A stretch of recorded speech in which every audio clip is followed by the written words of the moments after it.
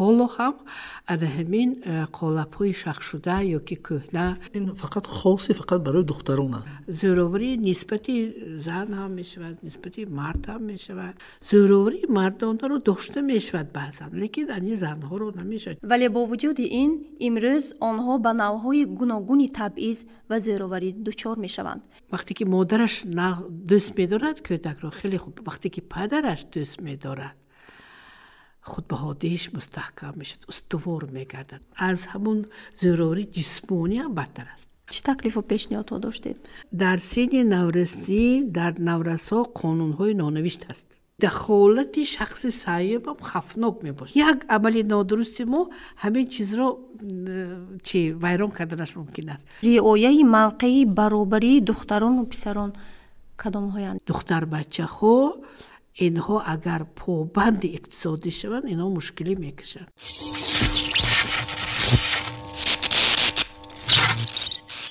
این پادکست تازه ایجاد من و تو است. در این پادکست مناسبت افراد گوناگون نسبت به جامعه، محیط اطراف، ارزش‌های انسانی، عرف و عادت‌ها، حقوق انسان، نگاه‌های قالبی و موضوعهای به این مانند بررسی می‌شود. فصل اولی پادکست ما به موضوع ارزش‌ها و ظرفیت‌های دختران بخشیده شده است. ارزش‌های دختران در بی‌نظیری، استعداد و قابلیت‌های آنهاست که می‌توان انکشاف داد و برای نائل شدن به موفقیت در زندگی استفاده برد. دختران به تحصیل، سلامتی و بی‌خطری حقوق دارند و باید از زوروری، تبعیض و دیگر شکل‌های نقض حقوق حفظ کرده شوند. ولی با وجود این امروز آنها به نوع‌های گوناگونی تبعیض و زوروری دچار می‌شوند که آنها را از رسیدن به ظرفیت‌های خود و پرره استفاده بردن استعدادهایشان باز می‌دارد. از این رو مهم است که ارزش دختران را اعتراف و حفظ کرد و به آنها امکان رشد و عملی کردن آرزوهای خود فراهم آورد. سلام علیکم، با شما جمشید معروف و شبنم خالق و این پادکست من و تو. مهمان نوبتی پادکست من و تو روانشناس معلمه محرمه رحیمова هستند. سلام معلمه. سلام. میگفتید که در تجربه خود اساساً با کدام مسئله‌های مربوط به ارزش دختران بیشتر دچار میشوید؟ تشکر زیاد. من بسیار خرسند که شما همین روز این مسئله رو برداشتید، زیرا که در حقیقت در جامعه حالا هم گرچند که ما در زمانی بسیار مترقی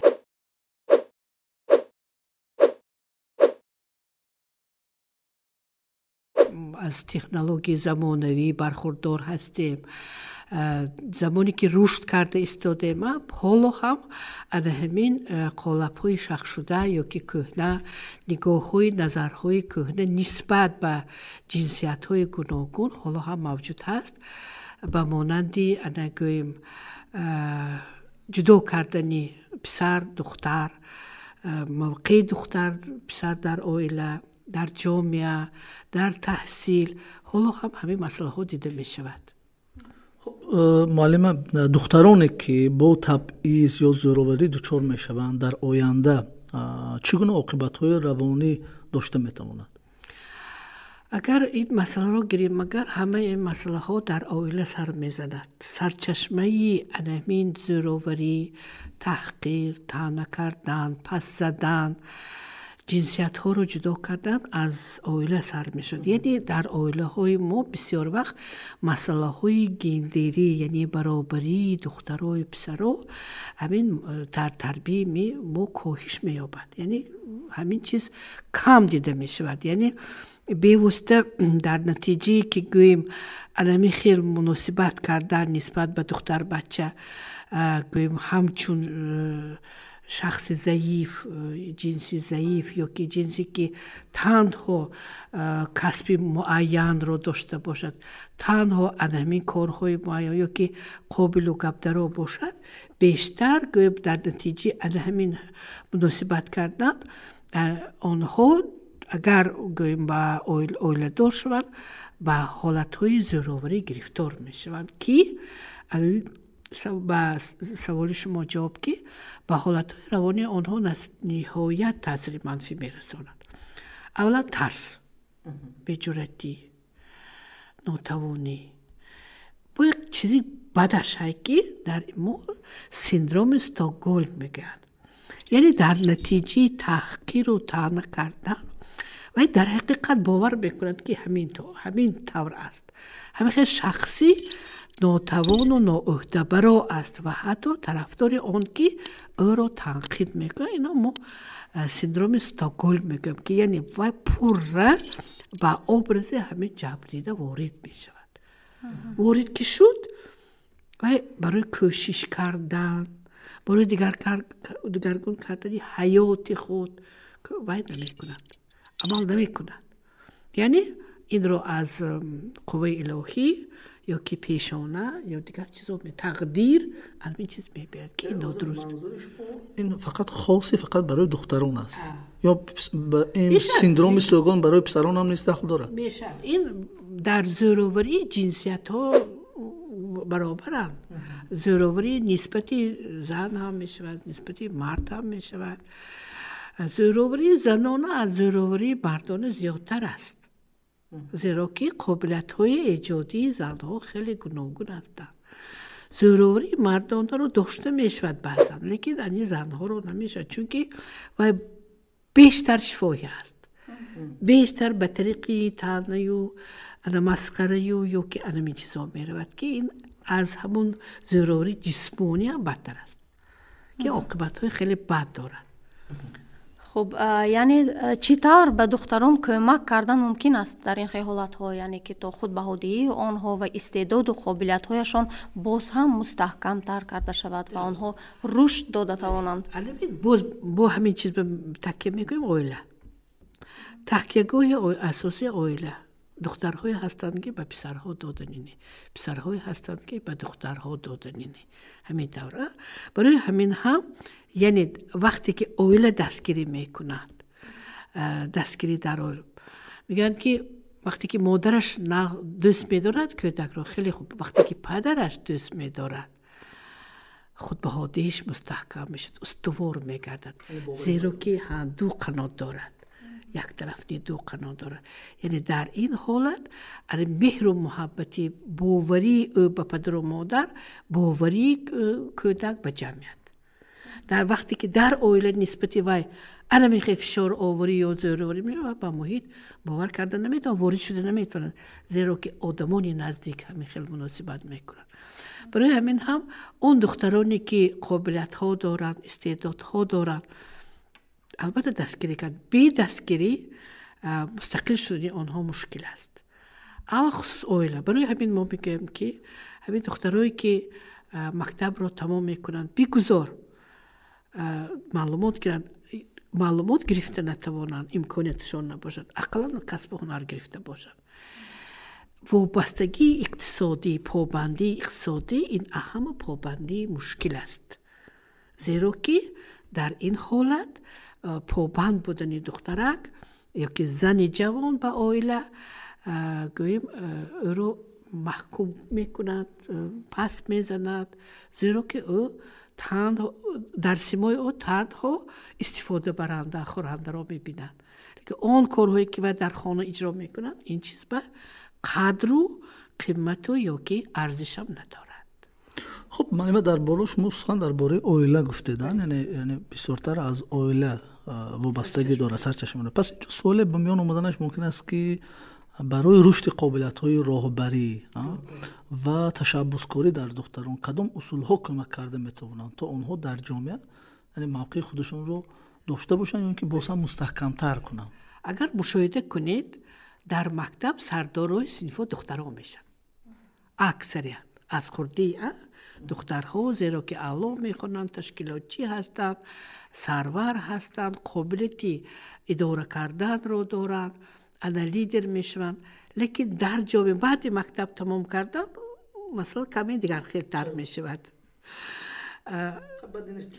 بله فکرتون اول برم؟ درست سوال دادید. برای اون که در وقتی که وای پابند عائله میشود وای اکنون باید که همه طرفه آماده باشد، هم عائله، فرزند، شوهر، کاری ایجادی یا که راهبری.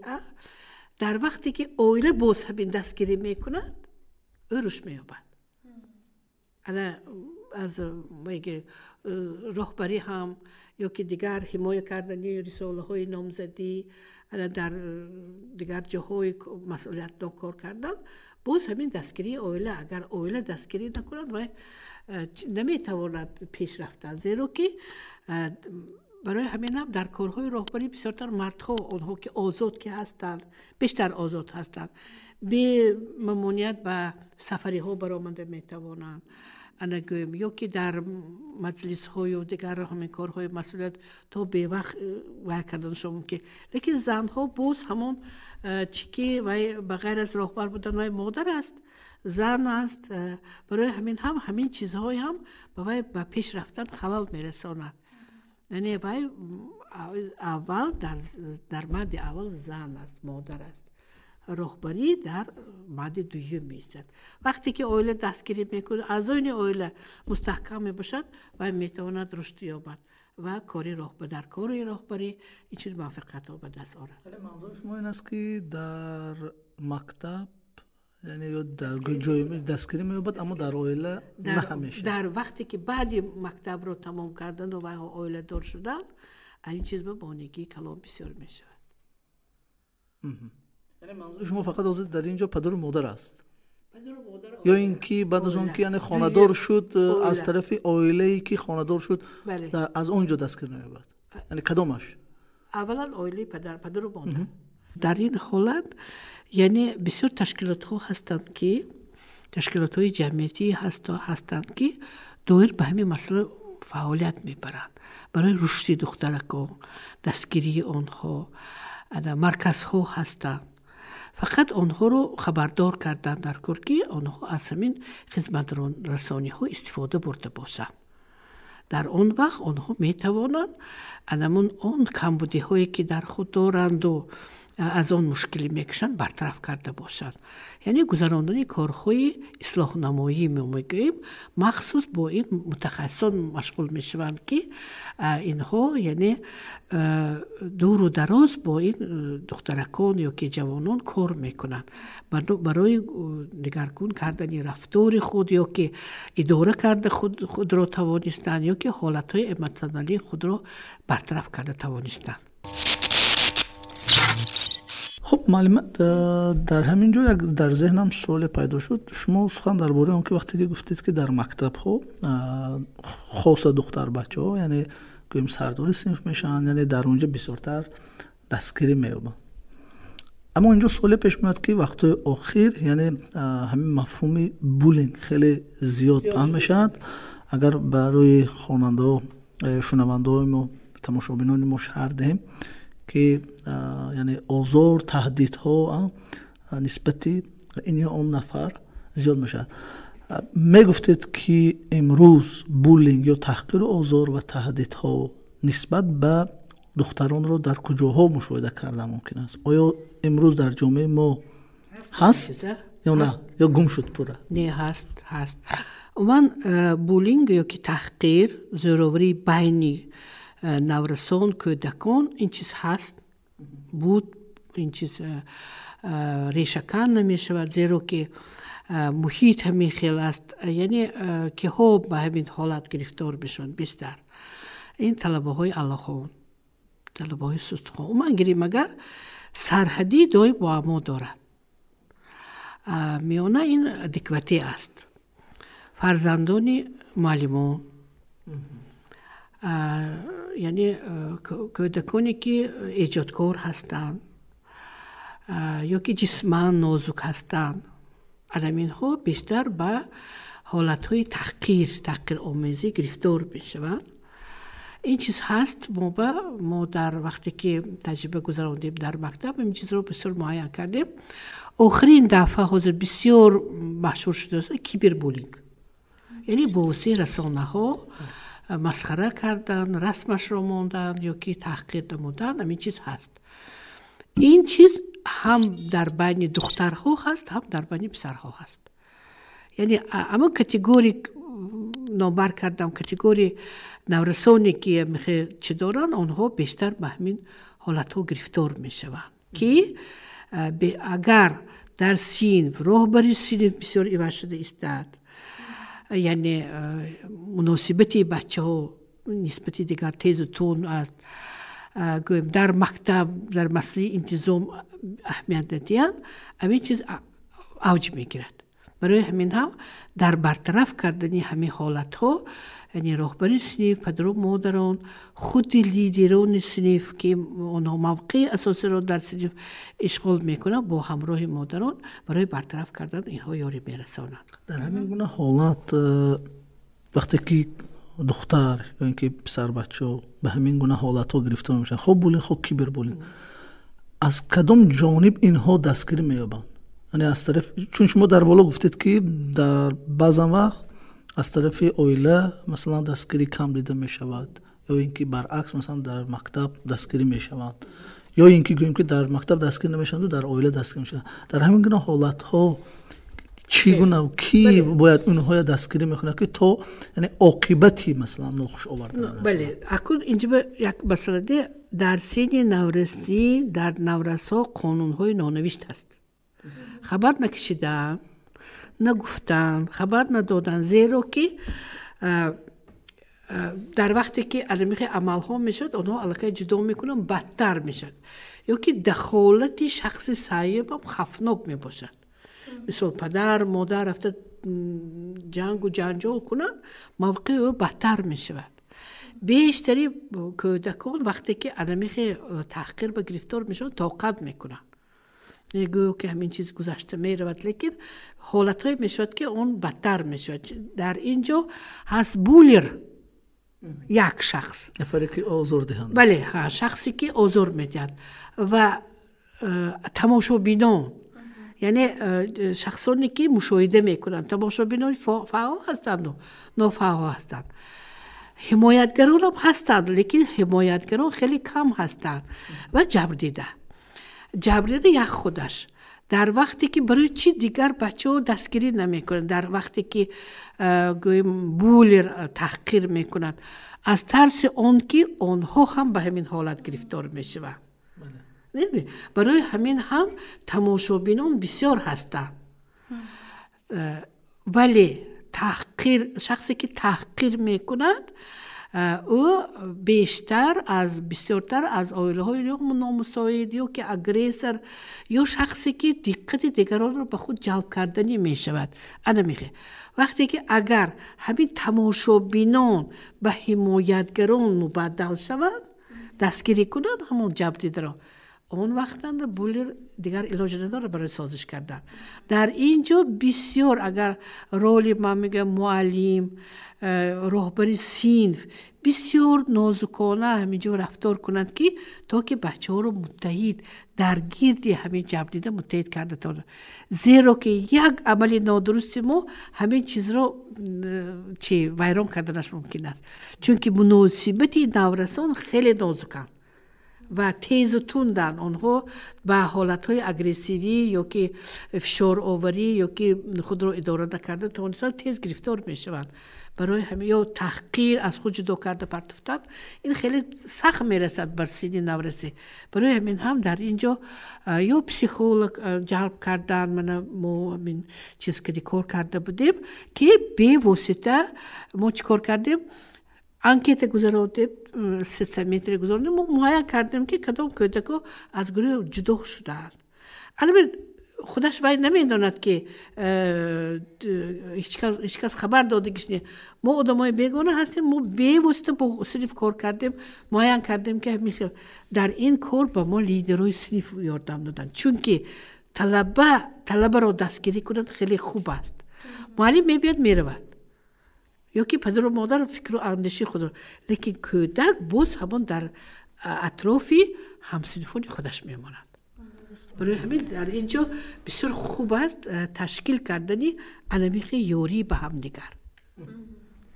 یعنی که علاقه راه‌های پیشگیریش شما گفته گذاشتید و میگفتید که همین رعایت موقعی برابری دختران و پسران کدام هایند؟ یعنی چگونه این باید رعایت کرده شود که موقعی آنها برابر باشد؟ یعنی اینجا یک چیزم چی میگه علاوه کردم میخواستم، یعنی امروز هستند در اویله که وقتی که در اویله دختر تولد میشود، یعنی مناسبت ها دیگر میشن. یعنی علاقه همون سوالی که اینجا شبنم دادن، یعنی رعایه همون برابری لکه شکست میخورد. یعنی در این گونه حالت چگونه است؟ چون که امروز هستن در جامعه که وقتی که دختر تولد کرد مناسبت در اونجا دیگه خیلی، یا اینکه وقتی که دختر که به وای رسید علاقه مناسبت عائله به همون دختر تنها به خاطر اینکه او دختر تولد شد دیگر خیلی میشود. درست. باز من ممکن تکرار کنم، دخترهای هستند که به پسر دادنینه یا که پسرهای هستند که به دختر دادنینه. در مسئله اگر گندری گیریم، انسان تنها جنسان فرق میکنند. دختر پسر، دخترها همه کار کرده میتوانند، پسرها هم عیناً. در حالهایی که بینید پسردار نباشند که دخترها همه وظیفه را اجرا میکنند، یا که در حالی که دختر نیست پسرها هم خوراک میپزند هم به مادر یاردم میدن. در تقسیمات مهنت، در تقسیمات انتخاب کسب، در تقسیمات گویم راهبری کنندگی، در اینجا تنها قابلیت ها رو به نظر گرفتن لازمه. در اینجا جنسیت ها رول نمی بازد. برای همین هم مسئله گندری در عائله ها درست گفتید، قید کردید، مسئله های گندری و اهمیت نمی دهند. اگر برای چی من این چی رو میگم؟ وقتی که مکتب های خصوصی میبینید بسیارتر پسر بچه ها میخونن، شماره دخترچه ها کم است. در مکتب های خصوصی، در مکتب های عمومی برابری هست. برای چی؟ یعنی پسر بچه ها خونه، دختر بچه ها خواندنش لازم نیست. این نادرست میباشه. باید دخترچه ها خونه، زیرا که دختر بچه ها اینها اگر پابند اقتصادی شوند اینها مشکلی میکشند. در کتاب های مسلمانی هم آورده که 2 فرزند باشد، اگر یکی دختر دیگر پسر، دختر را بخوانند، زیرا و مسلمانان را تربیه میکنند. زنی بسواد، دختری که بسواد از همه حالت برآمده میتواند در خانه هم میتواند مبلغ کار کنند. لیکن برای پسر بچه عیبش نیست و مهاجرتی مهنتی میرد یا بیگاه تاکسی بیاد ماشینا کنی، فرق ندارد. لیکن در عرفیت ما که زن عائله دار میشود، در این مسئله ها بسیار جدی بیستند. پاکیزگی زن اولاتر است در عائله ها و باید همین چیز رو رعایت کنند، از همین چیز چارچوبه نبراید. درست است. برای همین هم یعنی در مسئله خواندن دخترها البته اعتبار دادن نکن که دخترها خوانند، کسب و کار یاد گیرند، آنها خود رو تامین کرده توانند. خب بینید که در همه کسب ها زنها هستند، در همه کسب ها مردها هستند. مثل نامپس های نام مردها، یا که لباس دوزای مشهور مردها میشوند، یا که در ساختمان زنها هم کار میکنند و در زمین در همه جا کار میکنند زنها. برای همین هم در مسئله گندری، تربیه گندری در عائله باید که همین چیز بر رعایت کردن لازم است. که و حتی من بسیار در یک چی گفته بود که من خوشبختم که دختر هستم. در همین جا 2 گفتنی هستم که در حقیقت من خوشبختم که دختر هستم، زیرا که نصیبم گشت که من مادرم را نگاه کرده ایستادم.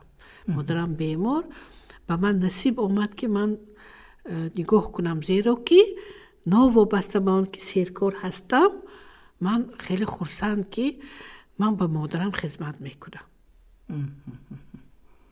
مادرم به من باوری کرد که من به من نگاه بین کنم و هیچ کس باور نکرد به من باور که من از این خرسند هستم. برای همین خیریت که من دختر بودم که به مادر خودم خدمت کرده میتوانم. خب سخن درباره که خوشبختی که حرف زدید، من میخواستم فهمم که مفهوم خوشبختی رو از نقطه نظری روانشناسی چگونه معنی داد میکنن معلومه؟ خب من از یک گرم من خودم رو آدمی خوشبخت حساب میکنم. برای چی؟ برای اون که یعنی وقتی که به دانشگاه میروم من رو همچون آدمی نزدیک قبول میکنن، وقتی که به خانه میروم باز همچون آدمی نزدیک قبول میکنن. یعنی من حس میکنم که در کارم فریاد میکنند، سراغ میکنند. خیلی همین خوشبختی است وقتی که شما رو میکوبند، جستجو میکنند، پرسپوس میکنند یا که یگان مشکلی که مراجعت میکنند. خیلی شما وقتی که خودتان رو آدمی درکاری، آدمی که چه گویم ضروری حساب کنید دیگر، بخیلی از این خوشبختی نبودگی است به فکری من. چون که چیه که همین یک صحبت، همین یک دعوت شما یا یک صحبت یا یک واخوری به آدم یک عالم تأثیرات های خوب میبخشد. بسیار خودش رو نقص حس میکنند که یک سهم گذاشته توانستم، یک یاردم داده توانستم. این چیز خوشبختی است. برای همین هم یعنی خوشبختی رو ما خودمون میکنیم، یگان و چی از آسمان نمیفراید. همه این در نتیجه سالهای سال مهنت کردن، کار کردن، باوری خلق به در آمدن، یعنی بی واسطه آدمون پذیرایی کردن، آدم خودش رو همین خیلی حس کردنش ممکن است. برای بلند برداشتن موقع دختران در جامعه چه تکلیف و پیشنهادها داشتید؟ من بسیار خرسند میشم وقتی که در مابین دانشجویان دخترکان رو میبینم. این دخترکانی میباشند که خوشبخت دخترانی، پدر و مادر برای آینده آنها کوشش میکنند، سفری مهنتی دارند تا که دخترها خوانند.